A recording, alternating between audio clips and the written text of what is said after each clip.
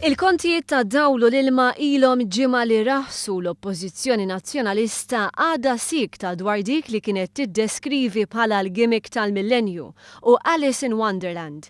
Il-Prim Ministru Joseph Muscat tkellem dwar dan waqt li kien qed jindirizza folla kbira miġbura l-attività politika fiż-Żurrieq.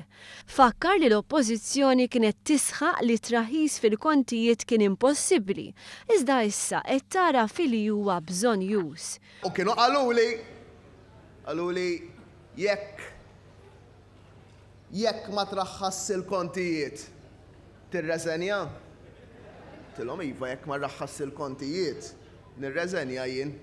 Il-kontijiet raħsu u jien għadni hawnhekk flimkien mal-gvern tagħna.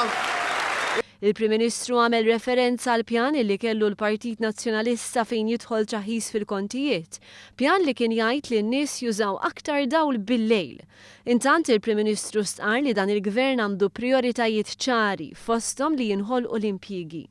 Fost oħrajn stqar li l-Maritime Hub fix-shipbuilding tal-Marsa għandu jservi wkoll bħala ċentru ta' apprentista taż-żgħażagħ biex jitħarġu fi snajja partikolari. Intant fiż-Żurrieq il-Prim Ministru Joseph Muscat esprima rabja għal fatt li din il-ġimgħa il-MEPA tat permess lil Freeport biex jissewwew ir-riggijiet fih. Il-MEPA timxi awtonomament, ma nistgħux indaħlula aħna. Imma bħala gvern ta' istruzzjonijiet biex aħna bħala gvern għall-ewwel darba fl-istorja nappellaw kontra dik id-deċiżjoni tal-MEPA.